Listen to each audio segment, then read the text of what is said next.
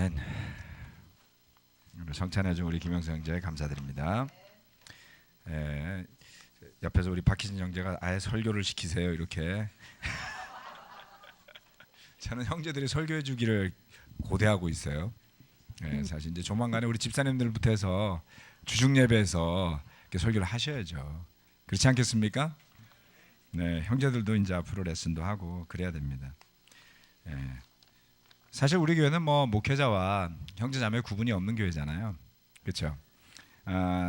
뭐 목사라고 부르기 시작한 것은 교회가 점점 커지는데 뭐 형, 뭐 누구 이러니까 점점 이상하다는 거예요. 그래서 어느 순간부터 오시는 분들을 배려해서 우리가 목사라고 부릅시다. 뭐 이렇게 된 겁니다. 혹시라도 오해가 없으시길 바라며 뭐 그러다 보니까 점점 그게 굳어져가는 분위기가 돼서 저는 없잖아 아쉬운 게 있습니다. 네. 아무튼 이렇게 형제들이 말씀을 잘 나눠주시면 좋을 것 같아요. 자, 오늘은 넘치는 은혜와 의의 선물이라는 제목으로 주제로 함께 말씀을 나누겠습니다. 제가 설교를 준비할 때 항상 고민이 되는 게 이 소리가 그 소리 같고 그 소리가 저 소리 같아 갖고 다 했던 설교 같아요. 여러분 들을 때 그런 생각 안 하세요? 제가 설교를 한 20년 해가지고 이제 이건 했던 설교 아닙니다. 하지만 준비하는 입장에서 보면 이 이야기도 다 할 것 같고 저 이야기도 다 할 것 같고 이 구절도 다 할 것 같고 막 이런 굉장히 찾기가 어렵습니다. 그래서 고민 끝에 찾아낸 주제가 오늘 넘치는 은혜와 의의 선물이라는 겁니다. 로마서 5장 말씀 같이 한번 볼까요? 로마서 5장입니다.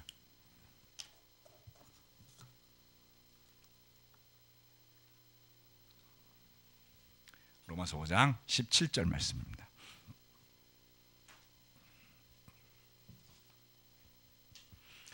아담 한 사람의 범죄 때문에 그 한 사람으로 말미암아 죽음이 왕노릇하게 되었다면 넘치는 은혜와 의의 선물을 받는 사람들은 예수 그리스도 한 분으로 말미암아 생명 안에서 왕노릇하게 되리라는 것은 더욱더 확실합니다. 이 말씀에 보면 예수 그리스도로 말미암아 은혜와 의의 선물을 넘치게 받은 사람들이 있다 이렇게 말씀하고 있습니다. 첫 번째 넘치는 은혜입니다. 여러분 최근에 은혜를 경험한 적이 있습니까? 혹시 신호위반으로 걸렸는데 뇌물을 주지 않고 요즘 뭐 경찰이 그런 거 받지도 않고 주지도 않죠. 걸렸는데 갑자기 경찰이 그냥 봐줬어요. 그런 경험 없으세요? 저는 과거에 가끔 있었어요. 굉장히 은혜스럽습니다. 한마디로 은혜가 와닿죠. 네. 여러분 안에 넘치는 은혜가 있습니까? 아멘. 네. 그렇습니다. 우리가 그리스도 예수 안에서 구원을 얻는 것은 그야말로 전적인 넘치는 은혜요 선물인 것입니다. 최근에 우리 송승훈 형제가 세례를 받았습니다만 굉장히 마지막까지 마음을 졸이시더라고요. 학원 선생님인 그 특징상 자기가 뭔가 틀리게 답을 써낸 건 없을까? 정답을 말한 걸까? 마지막까지 강사인 저에게 다짐하고 확인하는 정말 세례받기는 어렵습니다. 그런데 세례를 받기 전에 우리가 아무리 많은 금식을 하고 회개를 한다 하여도 우리의 죄의 대가로 치루었어야만 할 죽음, 사망에 비할 바 없는 그런 용서를 은혜로 받지 않았습니까? 우리의 지식이나 우리의 능력으로 절대 이룰 수 없는 화평을 하나님과 이루게 되고요. 세상의 것으로 만들어낼 수 없는 내적인 평화를 체험하죠. 네. 여러분 우리 지식이 평화를 이루게 하지 못할 때가 많습니다. 오히려 많이 안다고 하는 것이 죄가 되어서 서로를 판단하고 죄인으로 만들 때도 있죠. 교회는 바로 이처럼 은혜로 변화되어진, 죽음에서 생명으로 옮겨진, 어둠에서 빛으로 옮겨진 사람들이 모여서 이루는 그리스도의 몸인 것입니다. 그래서 우리 안에는 은혜가 참 사실 잘 보면 많아요. 예. 제가 지난주에 설교하다가 실수를 했죠. 하나님이 그래서인지 이번 주에 제가 하루에 16,000보를 더 넘게 걷게 만드신 날이 여러 날이 있었습니다. 예, 작년 모르신 다시 한번 사과 말씀드리고요. 근데 아무도 저한테 와서 따지지 않더라고요. 버릇없게 어떻게 목사가 그런 말을 해, 이렇게. 저도 그게 은혜라고 느꼈어요. 용서해 주시고. 네. 우리 교회 안에는 참으로 은혜가 많습니다. 해준 것도 많지 않은데 여러분 많이 받고 살지 않습니까? 성경 보면서 세례받는 준비를 하시는 분들이 보면 되게 고마워해요. 막 여러 사람이 와서 있는 거 막 미안해하고, 그렇죠? 근데 거기 가는 사람들은 뭐 되게 당연하게 생각하고 가잖아요. 우리는 세례받기 전부터 내가 뭐 이렇게 준 거는 많지 않은 것 같은데 들어오는 게 되게 많은 삶을 체험하죠, 그렇죠? 예. 그러다 어느 순간에 내가 너무 많이 주고 사는 것 같다라는 생각에서 지쳐있는 자신을 발견할 때가 있을 수도 있어요. 예. 다시 한번 계산을 해보세요. 준 게 많은지 받은 게 많은지. 예. 정말 호의를 가지고 대해줍니다. 참 고맙죠. 예. 또 약한 점도 많고 실수도 많은데 겸손한 마음만 갖고 있으면 용서도 막 척척해져요. 네. 우리 서로 살면서 뭐 10년, 20년 넘게 제자생활 하신 분들이 많습니다. 서로 실수한 적 많지 않습니까? 어떨 때는 인상도 쓰고 돌아가서 괘씸하다는 생각도 들고 어쩌면 나한테 저럴 수 있어, 이런 생각들도 한두 번쯤은 해보셨을걸요? 근데 또 웃고 지내잖아요. 우리가 머리가 나빠서 그런 게 아닙니다. 은혜가 있는 거예요. 용서도 되지 않습니까? 예, 미웠는데, 상처를 준 것 같았는데, 나한테 실수를 했던 것 같은데 어느 순간 나도 그 마음이 별로 없어요. 예. 또 다른 분들도 마찬가지인 것을 보게 됩니다. 야, 정말 우리 안에 은혜가 있구나. 어제 싱글들 모임이 있었습니다. 작년에 우리 그 러시아 문학 모임이 그 주중에 강의가 이제 모체가 돼가지고 그 뒤로 이게 발전을 해가지고 놀러 가는 모임으로 변질됐어요. 좋은 의미입니다. 좋은 의미. 문학 모임인데. 그래서 뭐 방문자들도 오고 한 10몇 명이 모여갖고 어제 파티를 했습니다. 근데 그 이제 초대하신 분이 우리 아직은 제자가 아닌 분인데요. 거기서 모여가지고 우리 정태천 집사님도 오셔갖고, 우리 싱글 담당 집사님이세요 요새는. 부부가 쫓아다니면서 굉장히 감사해요. 그런데 마지막에 쉐어링을 또 우린 좋아하잖아요. 그래서 쉐어링의 시간을 초대해 준 분에게 감사 표현하는 시간을 가졌는데 한 자매가 이런 이야기를 하더라고요. 야, 이렇게 멋지게 일정을 잡아서 초대해 주고 집을 열어준 그 주인분에게 은혜를 느낀다, 이런 표현을 하더라고요. 세상에서는 잘 안 쓰는 표현이잖아요, 그렇죠? 예, 다들 공감을 했습니다. 참 은혜로웠죠. 예, 자기가 담궜던 묵은지도 꺼내고 뭐 집안에 있는 온갖 좋은 것을 꺼내고, 네, 많이 봉사해 줬습니다. 그렇죠. 그분은 뭘 얻을 건 없지만 기꺼이 초대해서 집을 열어주고 대접해 주는데, 그런 분에게 우리가 은혜를 느끼는 건 어떻게 보면 당연할지도 모릅니다. 그런데 거기에 비하면 우리가 이미 받은 축복과 앞으로 누리게 될, 날마다 누리게 될 은혜는 도저히 값으로 환산을 할 수가 없습니다. 여러분, 이 예배를 돈으로 환산할 수 있을까요? 한 명 한 명의 노력과 한 명 한 명이 가진 에너지와 한 명 한 명이 가진 마음을 다 모은다면 그것을 어떻게 계산할 수 있겠습니까? 함께 만나 교제하고 함께 만나 예배드리고 서로를 격려하고 권면하면서 우리는 하늘나라를 향해 가는 이런 여정을 함께 걷지 않습니까? 이러한 여정은 온전한 은혜 안에 있지 않으면 쉽게 이어질 수가 없는 것입니다. 지난주에 있었던 프리틴 수련회가 정말 너무 놀랍게 준비돼서 잘 됐다, 이런 이야기를 들을 때 참 기뻤습니다. 흐뭇했어요. 왜냐하면 저는 한 게 없었기 때문에. 저는 별로 한 게 없는데 다른 여러 목사님들, 또 우리 선생님들, 정말 열심히 수고해서 새로운 우리 주일학교의 프리틴 이 캠프라는 문화가 또 새롭게 생성되는구나. 기대가 됐습니다. 올 초에 있었던 우리 틴 수련회도 너무 좋았잖아요. 예. 얼마나 감사한지 모르겠어요.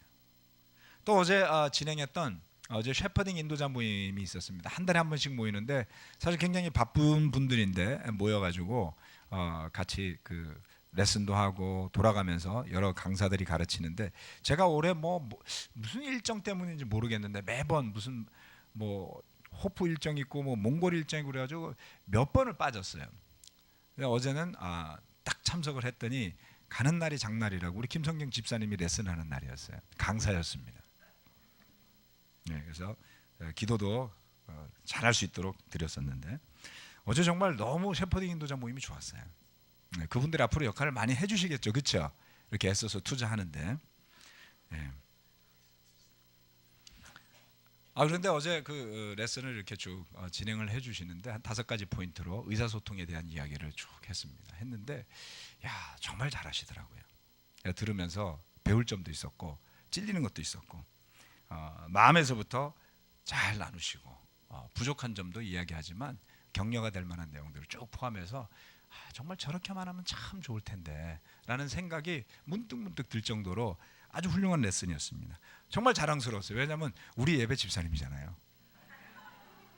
그게 남이 아니잖아요, 그렇죠? 예. 이런 분이 선교 준다니 진짜 고맙다 이런 생각이 들었습니다. 예.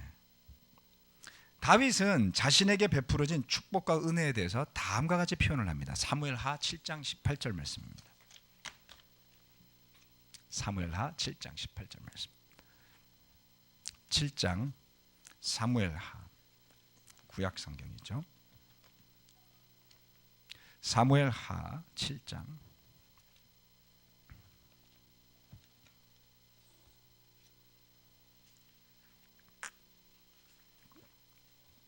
18절입니다. 그래서 24절까지 제가 읽도록 하겠습니다. 사무엘하 7장 18절에서 24절입니다. 다윗 왕이 성막으로 들어가서 주님 앞에 꿇어앉아 이렇게 기도하였다. 주 하나님, 내가 누구이며 또 내 집안이 무엇이기에 주님께서 나를 이러한 자리에까지 오르게 해 주셨습니까? 주 하나님, 그런데도 주님께서는 이것도 오히려 부족하게 여기시고 주님의 종의 집안에 있을 먼 장래의 일까지 말씀해 주셨습니다. 주 나의 하나님, 이것이 어찌 주님께서 사람을 대하시는 일상적인 방법이겠습니까? 주 하나님, 주님께서 주님의 종을 잘 아시니 이 다윗이 주님께 무슨 말씀을 더 드릴 필요가 있겠습니까? 주님께서 세우신 뜻과 목적대로 주님께서는 이렇게 크나큰 일을 하시고 또 그것을 이 종에게까지 알려주셨습니다. 주 하나님, 주님은 위대하십니다. 우리의 귀로 다 들어보았습니다만 주님과 같은 분이 또 계시다는 말은 들어본 적이 없고 주님밖에 또 다른 하나님이 있다는 말도 들어본 적이 없습니다. 이 세상에서 어떤 민족이 주님의 백성 이스라엘과 같겠습니까? 하나님이 직접 찾아가셔서 이스라엘을 구하여 내시고 주님의 백성으로 삼아서 주님의 명성을 드러내셨습니다. 그들을 이집트에서 구하려 내시려고 큰 일을 하셨고 주님의 백성이 보는 앞에서 다른 민족들과 그 신들에게서 그들을 친히 구원하시려고 이렇게 큰 일을 하셨고 주님의 땅에서 놀라운 일을 하셨습니다. 주님께서는 이렇게 주님의 백성 이스라엘을 튼튼히 세우셔서 영원히 주님의 백성으로 삼으셨습니다. 또 주님께서 그들의 하나님이 되셨습니다. 다윗의 감사 기도는 이렇게 시작이 됐어요. 주님, 내가 누구이며 내 집안이 무엇인데 이런 자리에까지 오르게 하십니까? 그리고 마지막에는 하나님의 놀라우심을 찬양하였고 하나님께서 그들을 백성으로 삼아주신 것을 감사하는 기도로 끝이 났죠. 이스라엘의 왕이었던 사람들이 다 다윗과 같은 기도를 드리며 하나님을 높여드린 것은 아니었습니다. 혹여라도 왕으로 시켜줬으니 그렇게 기도했겠지라고 생각하신다면 착각일 것입니다. 다윗은 자신이 양치기에 불과했던 사람임을 깊이 인식하고 있었어요. 비록 놀라운 왕이 되었고 최고의 왕이나 다름없는 역할을 수행한 사람이었지만 그는 분명 그 자리가 자신에게 합당한 자리가 아님을 알고 있었던 것입니다. 그가 누리는 어떤 것이 되었건 결코 당연한 것이 아니라 하나님께서 은혜로 주신 것임을 고백하고 감사하였던 것이죠. 오늘 저와 여러분이 오른 자리는 어떤 자리입니까? 여러분이 어떤 처지에 있건 어느 자리에 있건 그 자리가 어떤 자리인지 하나님 앞에 잘 살펴보시기를 부탁드립니다. 우리는 죄가 많은 인간들인지라 좀 지나면 아무리 좋은 자리도 그저 그런 자리가 되고 나중에는 갖다 버리고 싶은 자리가 될 때가 있어요. 그렇죠? 네.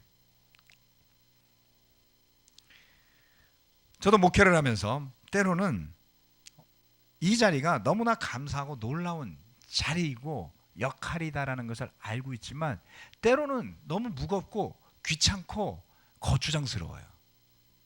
예. 때려치고 싶어도요 때려칠 수가 없어요. 돈 때문이 아니에요. 제가 그만둘 걸 생각해 본 적이 있었습니다. 야, 그러면 이 형제가 나한테 뭐라 그럴까? 저 형제가 나한테 뭐라 그럴까? 한둘이 아닌 거예요. 못 그만두겠어요.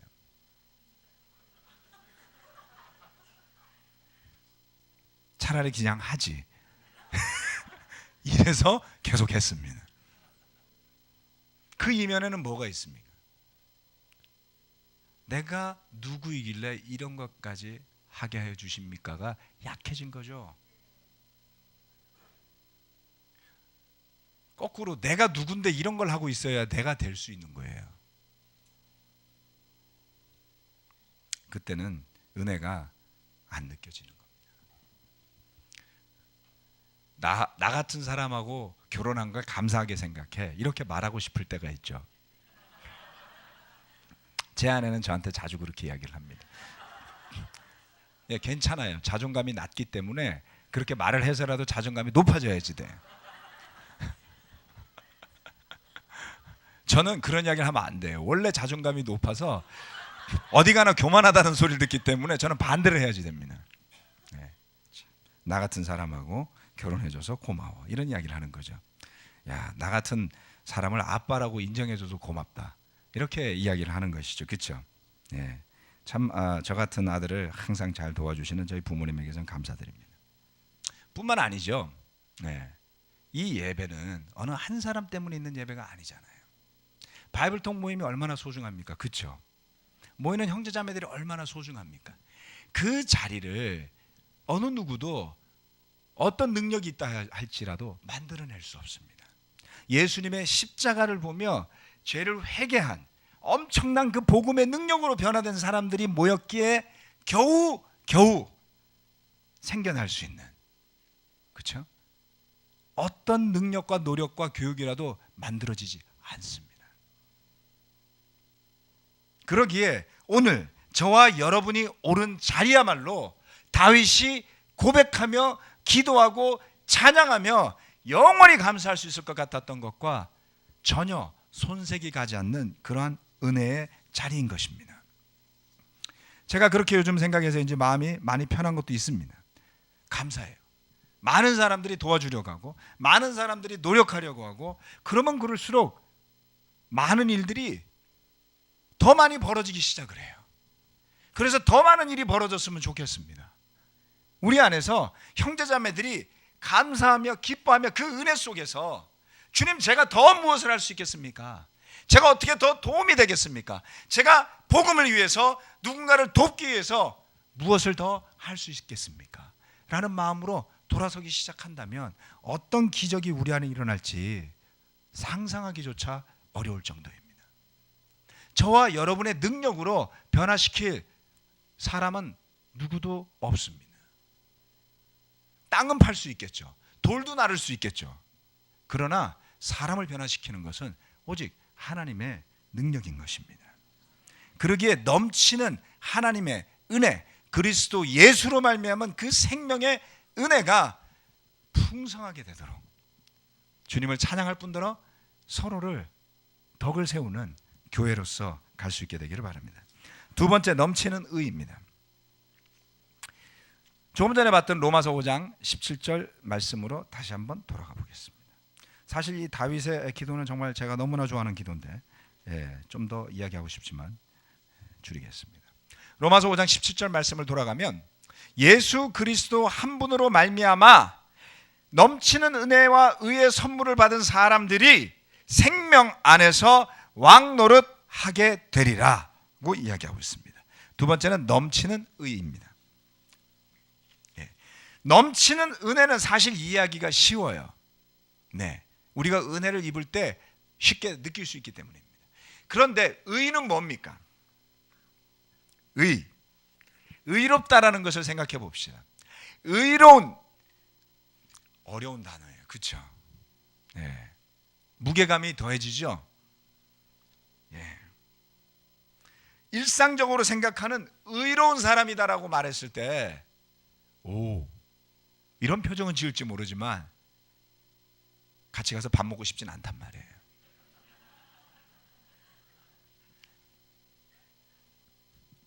그래서 이 의라는 단어에 대해서 우리는 거부감이 있어요. 그런데 이 의라는 단어의 뜻에 대해서 그 앞에 나오는 17절의 초반을 보면 알 수가 있습니다. 아담 한 사람의 범죄 때문에 죽음이 왕노릇을 하게 되었다고 그랬어요. 그러나 예수 그리스도로 말미암아 우리가 생명 안에서 왕노릇을 하게 될 것이다. 노릇이라는 단어가 요즘에는 좀 좋지 않은 의미 뉘앙스가 있죠. 그렇죠? 그래서 새 번역을 이렇게 하는 게 조금 아쉽지만 그냥 쉽게 생각하면 왕 노릇을 한다라는 것은 왕처럼 다스린다는 의미로 보십시오. 그러면 좀 낫죠. 그래서 우리가 생명 안에서 왕처럼 다스리게 될 것이다. 의라는 것은 그 아담의 죄로 인해 죽음이 왕노릇, 죽음이 다스리게 된 것에 대비시켜 보면은 그 의미를 조금 알 수 있습니다. 즉 우리가 생각하는 의로움이라는 것과는 좀 다른 거예요. 그리스도로 말미암아 우리가 누리게 되는 의로움이라는 것은 우리의 통념과 다른 종류의 것인 것이죠. 이 의로움은 죽음에 이르게 되는 아담의 죄에 반하는 개념입니다. 즉 생명 가운데 있을 수 있는 죄사함을 받았기에 주어지는 의로움과 생명을 의미하는 것이죠. 따라서 이 의로움은 죽음의 반대인 것입니다. 죽음에 의해 지배당하는 삶이 아니라 생명 가운데 왕노릇하며 다스리는 것이죠. 여러분 어떻게 의롭게 되었습니까? 여러분이 갑자기 행실이 변화해서 모든 행동이 거룩하였기 때문에 의롭게 된 것이 아니죠. 죄를 고백했을 뿐이란 말이에요. 그리고 예수님을 믿었죠. 죄사함을 받는 침례를 받았죠. 그리고 의롭다 하는 호칭을 받게 된 거예요. 여러분이 의로운 멋진 로보캅이 된 게 아니라고요. 그렇기 때문에 스스로가 그와 같은 멋진 사람이 되려고 하면 반드시 실패합니다. 율법으로 자신을 두른 바리새파 사람과 같은 위선과 독선에 빠진 종교 집단으로 전락할 거예요. 우리가 그럴 뻔했어요. 감사하게도 하나님께서 우리를 돌이키셨어요. 자, 도대체 무슨 왕노릇을 그러면 뭘 다스린다라는 거죠? 계시록 5장 말씀으로 가보시겠습니다.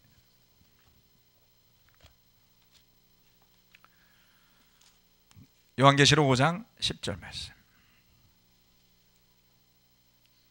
계시록 5장 10절 말씀. 계시록 5장 10절 말씀입니다. 주님께서 그들을 우리 하나님 앞에서 나라가 되게 하시고 제사장으로 삼으셨습니다. 그래서 그들은 땅을 다스릴 것입니다. 자, 주님께서 어떤 사람들을 세워서 하나님 앞에서 나라가 되게 하셨다 그랬어요. 이게 킹덤인 것입니다. Kingdom of God. 하나님의 왕국, 하나님의 나라, 왕이 다스리는 나라. 그렇죠? 그걸 왕국이라고 하는 게 정확한 표현인 거예요. 여호와의 증인들이 왕국이라고 썼다 그래서 교회들이 왕국이라는 단어를 쓰지 않습니다. 미련하죠. 예, 성경은 그렇게 말하고 있단 말이에요. 바실레아라는 것은 왕이 다스리는 나라, 우리의 왕이 계시다고요. 자, 이들은 누구냐면 하나님의 왕국에 속하는 존재들을 의미하는데 그 나라가 된 사람들이 땅을 다스리게 될 거라고요. 다스린다, 왕 노릇한다. 그 뜻은 바로 이런 것입니다. 뭡니까? 이 의로움이란 아담 때문에 들어오게 된 죄와 죽음을 이기는 힘인 것이죠. 그래서 더 이상 아담의 죄에 종속되지 않고 자유함을 얻어서 그리스도와 더불어 다스리는 삶을 사는 존재들인 것입니다. 즉 신분이 변화되었어요. 죽음을 가져온 아담에게 종속되고 지배되는 존재에서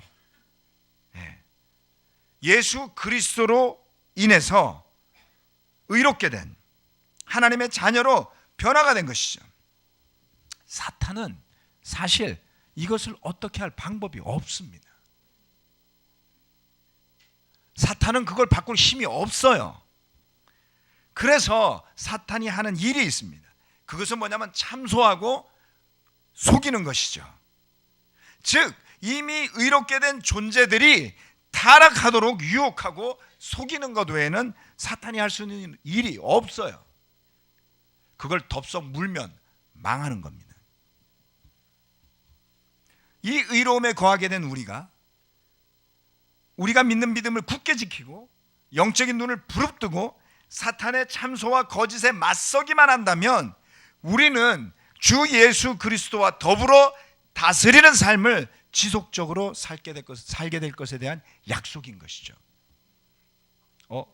나는 의리인데 이렇게 생각하시나요? 예. 갑을 논란에서 벗어나세요. 그건 세상 사람들이 하는 거예요. 누가 갑이고 누가 을입니까? 하나님과 더불어 다스리는 게 여러분이라고요. 그 권세와 그 능력을 보셔야죠. 깜빡깜빡 사라지죠. 이 얼마나 대단한 약속입니까? 저는 이 넘치는 은혜와 의의 선물을 받은 사람들을 생각하면서 마지막에 이 부분을 눈에 떠올려 봤습니다. 우리의 삶을 영화에 비교해서 생각해 봅니다. 네. 제 아들도 영화하고 있고 우리 정윤철 감독 이번에 영화 제작한다는데 기도 많이 해주시길 바랍니다. 잘 돼야지 돼요. 네. 잘 돼야지 됩니다. 자, 눈앞에서 펼쳐지고 우리가 날마다 경험하는 삶을 현실이라고 부르죠. 그런데 그것은 마치 그 현실이 영화관에서 펼쳐지는 영화와 같은 것이 아닐까 생각을 해봅니다. 영화관에 앉아 있으면요 보다가 막 눈물도 흘려요. 그렇죠? 영화 보면서 그럼 막 웃기도 해요. 그리고 막 두렵게도 느끼죠. 그렇죠? 네. 그런데 그 영화는 나를 죽일 수가 없어요. 네. 공포 영화 보면 난리가 나죠. 저희 죽을 것 같아요. 막 땀도 나고 막 소름도 끼치고. 근데 영화관에서 스스로 죽을 수는 있어요. 심장마비 걸려서 경우의 수를 따지면 그 영화는 나를 해칠 수 없습니다. 현실도 마찬가지입니다. 왜냐하면 이미 생명과 의로운 가운데 거하게 되어서 영원히 그리스도 예수와 더불어 다스리게 된 우리를 사탄은 어떻게 할 수 없단 말이에요. 그런데 그 현실이 영화와 같아서 이제 영화가 끝나고 일어서서 영화관을 나오면 집에 가면 더 이상 그건 없는 거예요. 영화관 속에서 평생 살지 않잖아요. 그렇죠? 그래서 성경은 뭐라 그랬습니까? 우리가 돌아갈 본향이 있다 그랬어요. 그 현실은 영화와도 같다. 그래서 언젠가 하나님이 우리를 집에 가라고 부르면 영화 끝나고 우리는 본향으로 돌아가는 거예요. 그러면 아유, 그 영화 볼 때 소름 끼쳤어. 땀도 났어. 죽는 줄 알았어. 그렇게 말하고 집에 가면 되는 걸. 그 속에서 죽을 일이 뭐냐고요. 주님은 우리에게 넘치는 은혜와 의를 선물로 주셨습니다. 저도요, 영화관에 앉아있는 관객 같은, 여러분과 같은 삶에 직면한 존재잖아요. 어떨 때 막 땀도 나고 어떨 때는 막 소름도 끼쳐요. 그게 안 되면 인간이 아니죠. 하지만 믿음으로 돌아보면 이것이 끝날 일이라는 것을 알고 있는 것이죠. 그리고 불이 켜지면 안도의 한숨을 쉬며 본향으로 가는 겁니다. 주님은 우리에게 넘치는 은혜와 의를 선물로 주셨습니다. 그 가운데 거하고 그 가운데 마음껏 다스리며 살아갈 때 예수님이 약속하신 자유함이 우리 삶에 풍성할 겁니다. 저는 때때로 그 자유함을 속박당하는 형제자매들을 볼 때가 있습니다. 그 이유가 무엇 때문이건 예수님이 우리에게 약속하신 건 생명과 자유함입니다. 영적인 그것을 찾을 때 넘치는 은혜가 우리 삶에 있을 겁니다. 비록 저와 여러분은 밥같이 먹기 싫은 의로운 사람이 되지 않는다 할지라도 이미 그리스도의 피로 의롭게 되어서 생명을 누리며 함께 다스릴 존재들임을 기억하시길 바랍니다. 여러분이 진정한 갑이에요. 아멘. 자신감 되게 없네. 제가 이야기한 게 아니잖아요. 성경이 이야기했잖아요. 예수 그리스도와 더불어 왕노릇 하게 되리라는 것은 확실한 것입니다. 아멘. 그러기에 을의 멘탈리티에서 벗어나세요. 철저하게 주인으로 이 세상을 살아가실 축복이 여러분에게 이미 있고 앞으로도 있을 것입니다. 말씀 마치겠습니다.